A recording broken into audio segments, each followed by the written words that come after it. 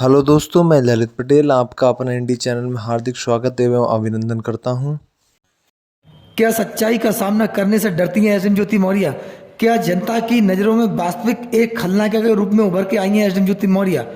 क्या home guard commandant Manish Dubey और SDM ज्योति मौर्य के मामले में महिला विकास मंच की अध्यक्ष बीना मानवी के बयान उनके अपने निजी हितों में थे या फिर देश की जनता के हित में? तनु पाराशर का सहयोग करने में महिला विकास मंच की अध्यक्ष बीना मानवी क्या विफल रही? नमस्कार, इंडिया एपिसोड में दोस्तों हम आपसे बात कर रहे हैं एसडीएम ज्योति मौर्य के उन विचारों की, उन कारणों की, एसडीएम ज्योति मौर्य के उन पहलुओं की जिन पर एसडीएम ज्योति मौर्य कहीं ना कहीं आगे बढ़ने में अक्षम है, कहीं ना कहीं बात करने में अक्षम है, कहीं ना कहीं देश की जनता के सामने आने में कहीं ना कहीं समर्थ नहीं हो पा रही हैं। इसके पीछे दोस्तों कारण क्या है? क्या इसके पीछे कारण मनीष दुबे हैं? क्या इसके पीछे कारण उनकी नौकरी है? क्या इसके पीछे उनके कारण निजी मामले हैं? इस पर हम आपसे चर्चा करेंगे। Jyoti Maurya Semikhera sugar mill में जीएम के पद पर पोस्टेड है, जो बरेली नैनीताल रोड पर स्थित है। दोस्तों, वहाँ के लोकल लोगों से, क्षेत्र के किसानों से और वहाँ पर कार्यरत कुछ कर्मचारियों से हमारी निजी तौर पर बात हुई।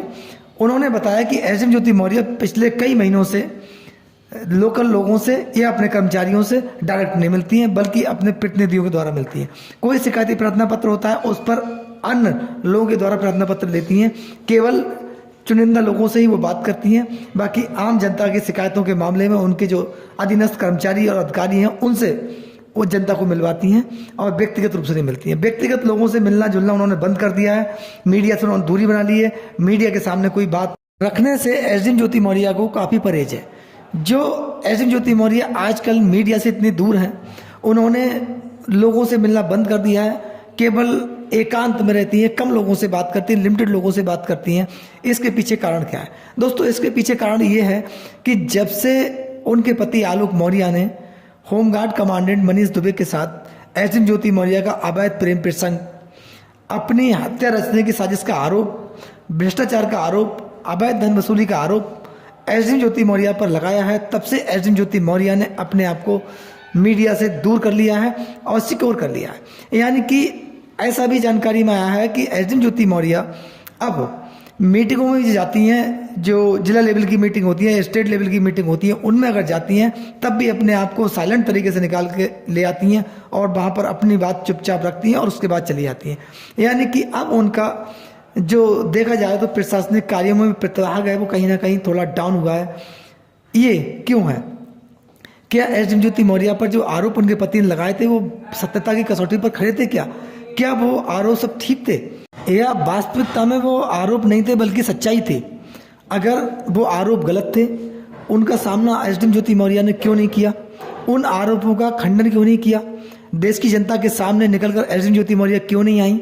या एसडीएम ज्योति मौर्य ने प्रेस के माध्यम से, न्यूज़ के माध्यम से अपनी बात क्यों नहीं रखी? या उच्च अधिकारियों के समक्ष शिकायत क्यों नहीं की? या माननीय मुख्यमंत्री के पास शिकायत क्यों नहीं की? इसके पीछे बहुत तमाम क्वेश्चन है।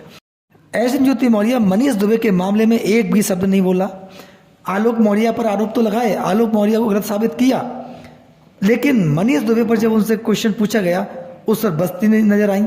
उन्होंने कहा ऐसा कुछ नहीं है। यानी कि मनीष दुबे पर एक बार भी एसडीएम ज्योति मौर्य कोई स्टेटमेंट नहीं आया।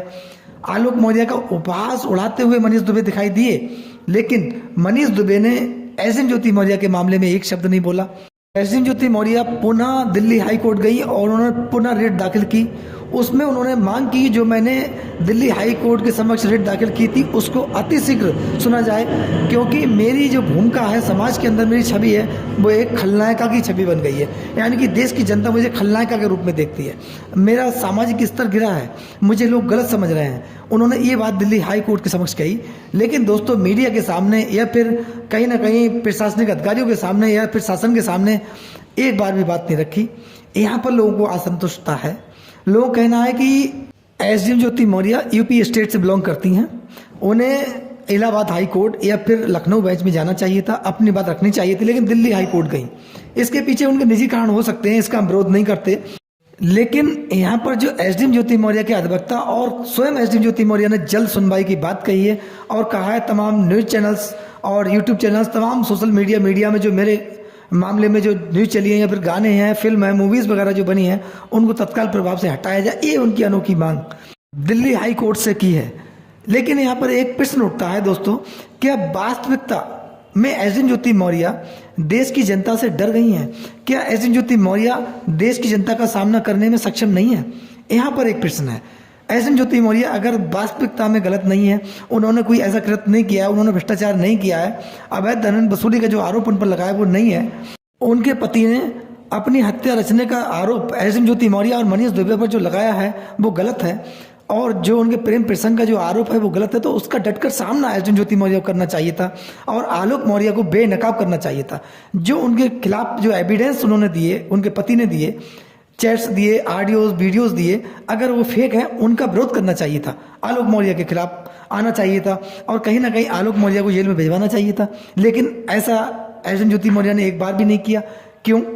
अगर एजेंट ज्योति मौर्य वास्तविक आलोक मौर्य से प्रेम करती हैं, अपना मानती हैं, तब उन्होंने तलाक की अर्जी हाई कोर्ट में क्यों डाली? प्रयागराज हाई कोर्ट में उनकी तलाक की अर्जी चल रही है। आलोक मौर्य पर तमाम मुकदमे लिखवाए हैं, दहेज उत्पीड़न का लिखवाया है और भी IT एक्ट में एक मुकदमा लिखवाया है। जो वो कर सकती थी वो उन्होंने किया आलोक मौर्य के खिलाफ। लेकिन जब कहीं ना कहीं ये मामला ऊपर बढ़ गया और एजेंट ज्योति मौर्य के बस में नहीं रहा, तब वो साइलेंट हो गई।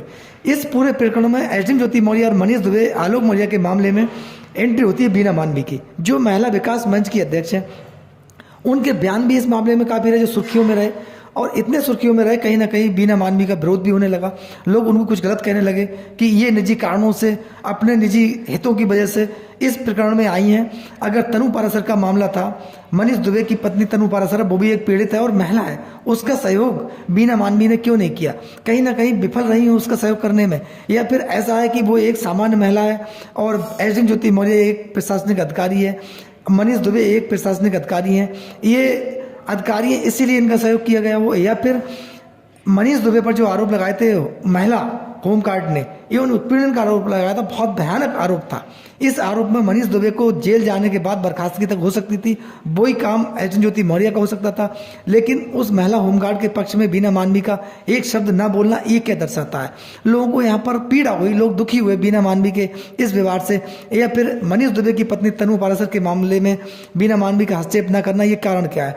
और एजेंट ज्योति मौर्य के मामले में बढ़ चढ़ कर हिस्सा लेना, बढ़ चढ़ कर अपने बयान देना, क्या जब बीना मानवी के बयान जो थे वो एजेंट ज्योति मौर्य और मनीष दुबे के द्वारा शून्य जो तरीके से कहलवाए गए बयान थे? ऐसा लोगों का कहना है, ऐसा आरोप है। देश के जनता के हित में बीना मानवी का बयान एक बार भी आना चाहिए कि एजेंट ज्योति मौर्य ने अगर भ्रष्टाचार किया है तब उनकी जांच हो, और जांच होने के उपरांत जो सत्यता हो उस पर जो दोषी हो कार्रवाई होनी चाहिए। ये बयान बीना मानवी का नहीं आया, लोग इससे आहत हुए, क्योंकि एक अपने आप को आप समाज सेवी कहती हैं कि मैं समाज सेविका हूँ, समाज की सेवा करती हूँ, इसी के आधार पर मैंने महिला विकास मंच का गठन किया है। इसमें 11 मेरे सदस्य हैं, ये मेरा निजी संगठन है, इसमें सरकार कोई हस्तक्षेप नहीं है, लेकिन तब भी मैं सेवा करती हूँ, यानी कि मेरा पैसे से कोई लेन देन नहीं है। रजिस्ट्रेशन के नाम पर जो लोगों ने आरोप लगाए थे 5,000 रुपये लगभग लेती हैं वो, इसके पीछे कारण क्या है? दोस्तों, एजेंट ज्योति मौर्य, मनीष दुबे और बीना मानवी के मामले में, आलोक मौर्य के मामले में फेहरिस्त बहुत लंबी है। देश की जनता अब जागरूक हो चुकी है, सब कुछ अच्छी तरह जानती है, समझती है। इस पर आपको क्या कहना है, आपकी क्या राय है? हमें कमेंट्स बॉक्स में जरूर राय अपनी दें। आपके प्यार और सहयोग के लिए बहुत बहुत धन्यवाद। नमस्कार, जय हिंद, जय भारत।